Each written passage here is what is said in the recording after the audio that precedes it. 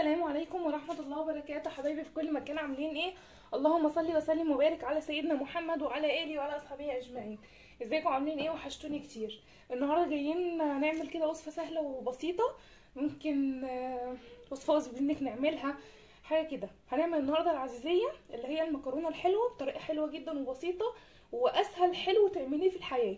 مفيش اسهل من كده. انا عندي هنا حوالي ربع كيلو من المكرونة، اي نوع، سباكيتي، قلم، اي نوع. ممكن كمان نستفاد بالمكرونه، مثلا المكرونه مسلوقه عندنا مش عارفين نعمل بيها ايه، ندخلها في وصفه زي دي تكون مسلوقه مش حاطين فيها اي حاجه. تمام. فانا عندي هنا ربع كيلو، انا عايزه اعمل شويه قليلين يعني مش هيعملوا لي صينيه حلوه. وعندي هنا نص كيلو من الحليب مع القشطه بتاعته على الوش هنا احطها فيها حليب كامل الدسم. معايا كوبايه من السكر وفانيليا و4 معالق كبار من النشا. حاجة ولا اسهل ولا اخف من كده.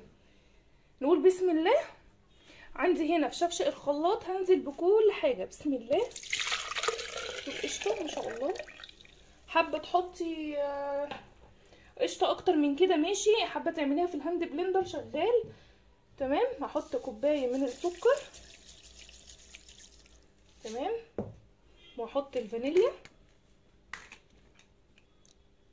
الفانيليا دي حاجه حسب الرغبه، ممكن تحطي ميه ورد، ماء زهر، اللي تفضليه. وبعد كده هحط النشا. 4 معالق كده مليانين. تمام. 2 ماما 3 ثانيه واحده يا كوكو. حاضر. حاضر. وهنزل بقى بالمكرونه. يعني ممكن تكون المكرونه اتسلقت عجنت منك نسيتيها، هتنفع برضو في الوصفه دي. بصوا بسم الله. ممكن تضربيها في الهاند بلندر بس انا الخلاط هينعمها لي قوي وهيبقى تمام. بصوا انا ما غسلتهاش ولا حاجه، صفيتها حتى. بصوا الماده الجيلاتينيه اللي فيها. هضرب بقى الكلام ده كله في الخلاط كويس قوي ونرجع نكمل تاني مع بعض. استنوني. بصوا حبايبي انا ضربت معايا الخليط بقى ناعم زي ما انتوا شايفين كده. ممكن تخلوه تخين شويه يعني تكون المكرونه باينه فيه شويه، ما تكونش ناعمه قوي. هي باينه فيها مش ناعمه قوي للدرجه. بصوا في حتت كده ايه ما اتعملتش فيها. تمام زي الفل. هعمل ايه بقى؟ الخليط ده هرفعه على النار وايدي فيه بمضرب لحد ما يتقل زي المهلبيه التقيله. هخليه يربط معايا ونرجع تاني نكمل. بس لو وصلتي هنا الفيديو متنسيش تحطي لايك وتشتركي في القناه. وعايزه شويه تفاعل، شويه يشجعوني يا جماعه، عايزه شويه تفاعل كده اتشجع بيهم. بصوا حبايبي خلاص هي كده على النار ابتدت خلاص القوام بتاعها يتقل، تبقى زي المهلبيه التقيله ديت. طبعا من الحلويات السهله جدا والسريعه جدا واللي مش مكلفه خالص. يعني نص كيلو لبن وربع كيلو مكرونه وشويه سكر عملوا لك احلى حلوه. على فكره بتبقى طعمها حلو جدا.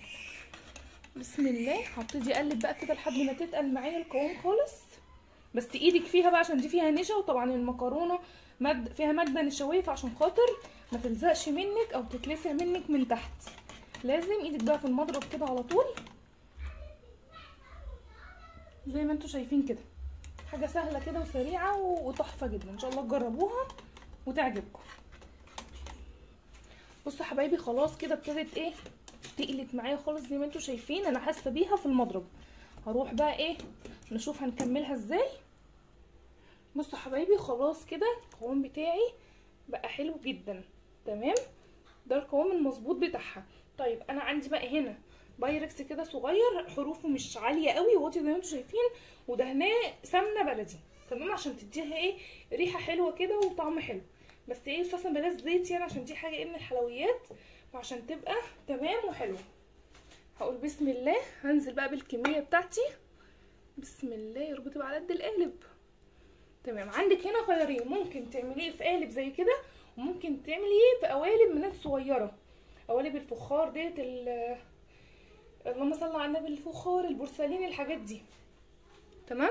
بص فادي المعلقه نحطها. تمام كده زي الفل.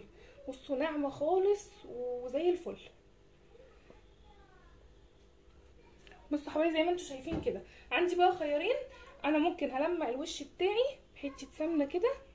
تمام. تدي كده تيست وايه وريحه حلوه وطعم حلو وكل حاجه كده. طبعا لو مشيت عليها بصوا هتمسك فيها. فحاجات كده بسيطه من على الوش هتديها ريحه وهتلون كمان الوش بتاعي وهتخليه تحفه جدا.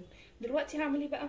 هولع الفرن على درجه حراره 180 200، هي يعني اصلا مستويه فهي مش هتاخد وقت، مجرد بس ايه ما تتجانس كده مع بعض والنشا وتاخد اللون الجراتان بتاعها الحلو هيبقى تمام قوي وزي الفل.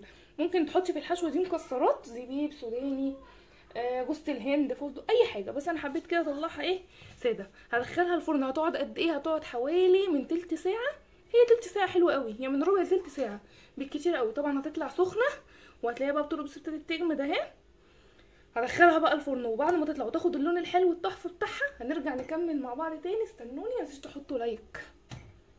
بصوا حبايبي، عندي كده خلاص العزيزيه عندي طلعت من الفرن بالشكل التحفه ده، بس طبعا هي لسه ايه سخنه، دي ما ينفعش تتقطع سخنه، لازم تتحط في التلاجة 3-4 ساعات كده عشان تطلعي الخرطه بخرطتها. بس انا طبعا عشان الفيديو فعايزه اقفل. طبعا اللمعه دي من السمنه اللي حطيناها على الوش اديته اللون الحلو ده.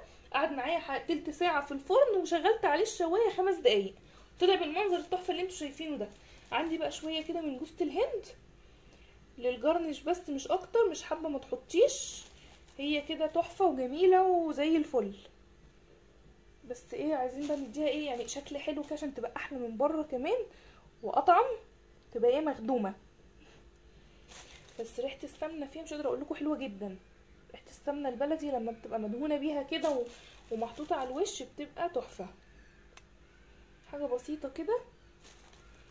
ممكن كمان تحطيها بعد ما تخرج كده شويه عسل ابيض، شويه شربات كنافه، دي في ايدك، بس عشان ظابطه السكر فيها بتبقى ايه تمام. حاجه سهله كده وبسيطه واقتصاديه خالص، شويه مكرونه وشويه لبن، عملنا ايه وصفه حلوه جدا ومغذيه لولادنا وحاجه تحفه جدا.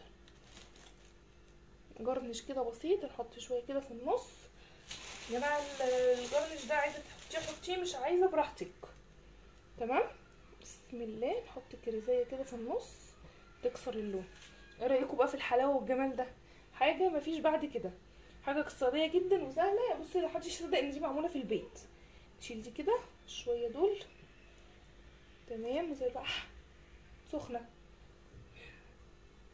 زي ما انتم شايفين كده. اتمنى بقى تكون الوصفه عجبتكم ونالت رضاكم. اتمنى منكم بقى دعم وشير وسبسكرايب للقناه. والله الكاميرا ظلماها، الكاميرا ظلمه شكلها، بصوا عامله ازاي، حاجه كده تحفه. اتمنى تجربوها بقى وتقولوا لي رايكم في الكومنتات. تمام، واستنوني بقى وصفات تانية احلى واحلى.